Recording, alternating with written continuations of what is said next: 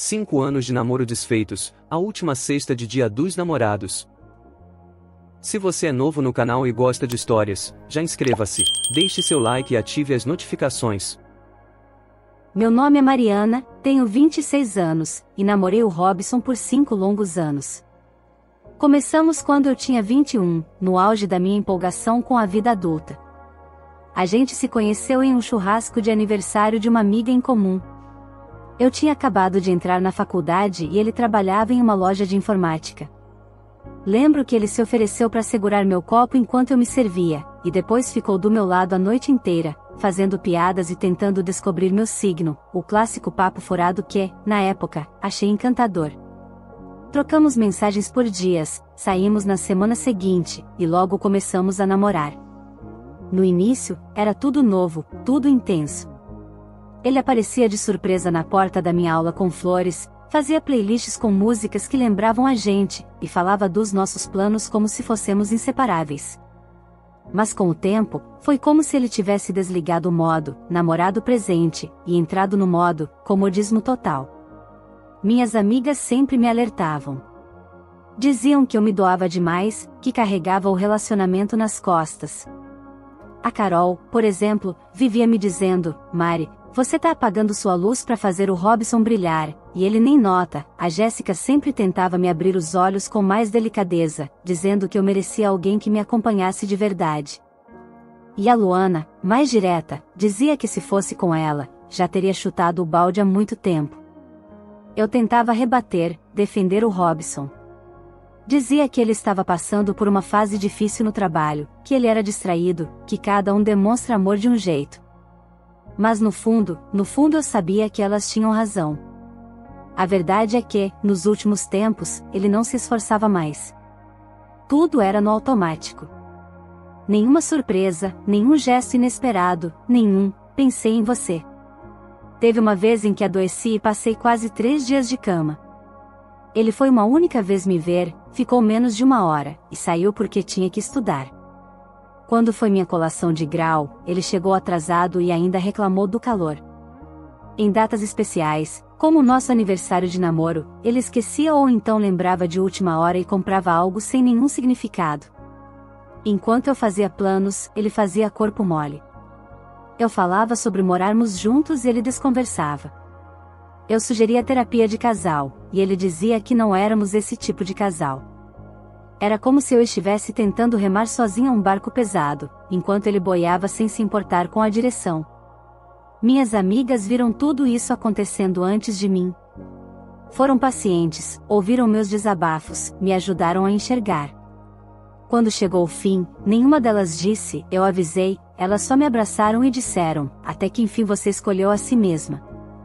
Eu me lembro de um aniversário meu, 2 anos atrás, em que ele apareceu com uma blusa que claramente tinha sido comprada de última hora. A etiqueta ainda estava com a sacola da loja do shopping da esquina. E pior, era um número maior do que eu usava. Ele nem sabia meu tamanho.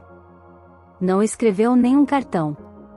Enquanto isso, eu passava semanas planejando o que daria para ele. Já fiz scrapbook com fotos nossas, já organizei noite temática, até preparei jantar completo em datas especiais. E ele, parecia sempre estar de passagem. Teve uma viagem que eu sonhava em fazer para Gramado. Ficamos meses falando sobre isso, e ele sempre dizia que ia organizar tudo. Pesquisava pousadas, sugeria datas, até falava dos chocolates e fondues que a gente ia provar juntos. Quando chegou a época, ele simplesmente disse que não ia dar, que estava cansado e que podíamos deixar para outra hora. Essa outra hora nunca chegou. Meses depois das promessas, acabei indo para Gramado com a Carol e a Luana. A gente quis transformar aquele plano frustrado em uma memória só nossa. A viagem em si teve seus momentos bons, mas confesso que fiquei decepcionada. Era tudo tão cheio, e o tempo todo tinha gente abordando a gente nas ruas, tentando vender imóveis, passeios, canecas personalizadas, chocolates, fotos com roupas típicas. Parecia que não dava para caminhar 2 minutos em paz. Gramado era linda, sim, mas também virou uma vitrine comercial exagerada. No fundo, foi importante ter ido, mesmo que a experiência não fosse mágica como eu tinha imaginado com o Robson. pelo menos dessa vez, eu fui com quem realmente se importava comigo. E até nas pequenas coisas, como me buscar depois do trabalho. Antes, ele aparecia com um café, me esperava com um sorriso. Nos últimos tempos, ele nem respondia às mensagens direito. Tudo era preguiça, tudo era cansaço, tudo era depois. Eu me sentia cada vez mais sozinha, mesmo estando com alguém. Chegou o dia dos namorados deste ano, e eu já estava anestesiada.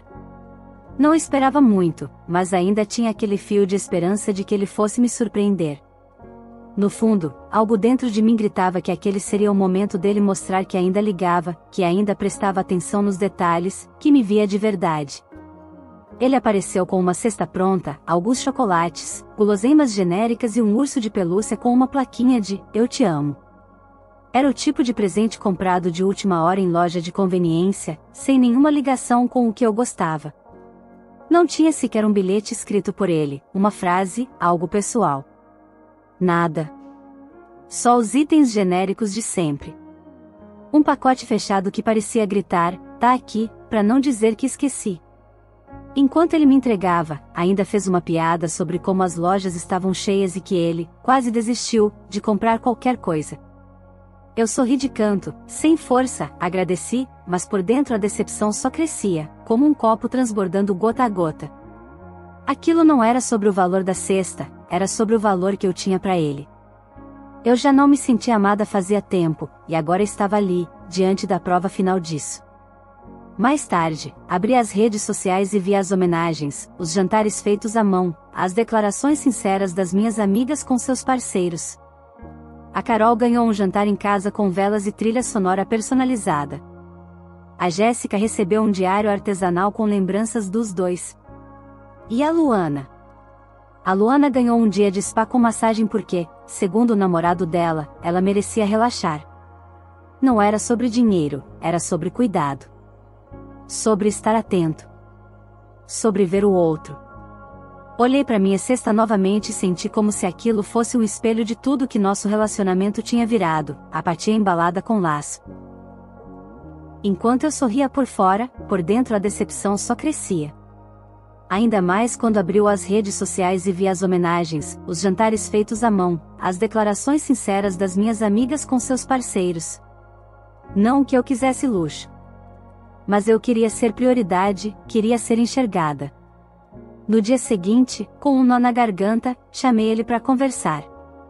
"Robson, a gente não tá mais no mesmo ritmo. Eu tô cansada. Eu quero terminar." Ele congelou. Ficou mudo por alguns segundos.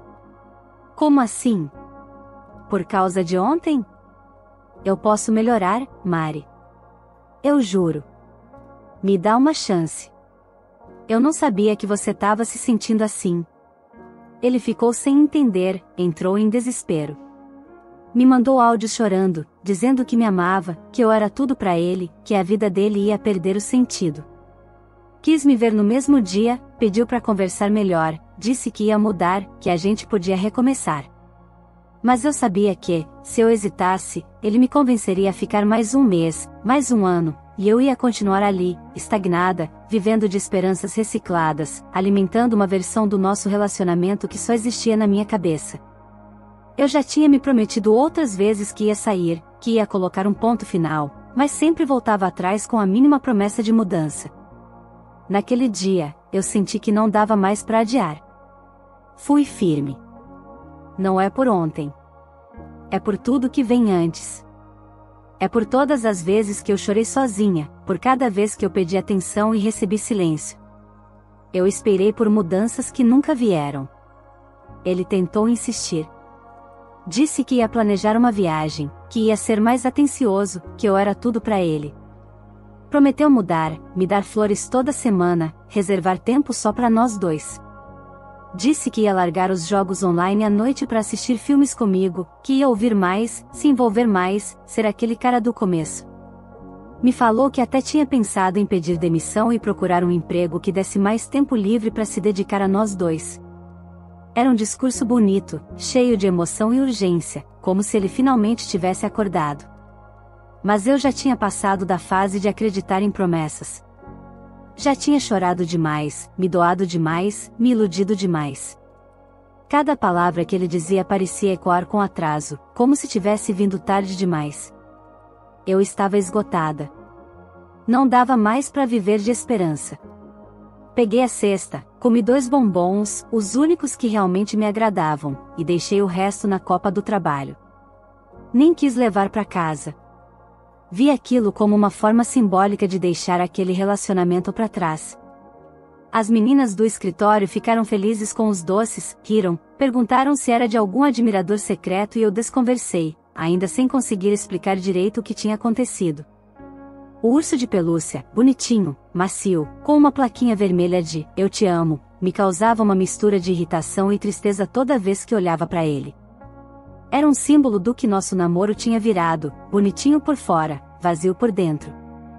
Anunciei em um grupo de desapego na internet no mesmo dia. R$ 20, sem uso. Retirada no centro. A mensagem mal tinha 10 minutos quando uma moça respondeu querendo buscar imediatamente, dizendo que era para a filha dela. Achei curioso como um objeto que me pesava tanto já podia ser motivo de alegria em outra casa. Quando ela chegou, sorriu ao ver o urso e disse que a filha ia amar. Eu sorri de volta. Não pelo urso. Mas porque, finalmente, algo daquele relacionamento tinha ido embora e não deixado saudade. Ficar foi um esforço por tempo demais. Sair foi libertador. Comentário do curador. É duro ver alguém desistindo quando o outro acha que tá tudo bem. Mas o mais doloroso ainda é insistir em algo que só sobrevive na nossa cabeça. Robson demorou demais para acordar. E quando acordou, ela já tinha ido embora. Isso mostra como a comunicação é essencial em qualquer relacionamento. Às vezes, um espera que o outro adivinhe o que sentimos, ou ignora os sinais achando que vai passar. Falar, ouvir, se abrir, tudo isso pode salvar o que ainda tem vida. Mas quando a conversa só vem depois do silêncio prolongado, pode ser tarde demais. Obrigado por assistir até aqui. Para mais histórias como esta, curta este vídeo, inscreva-se no meu canal e compartilhe nas redes sociais.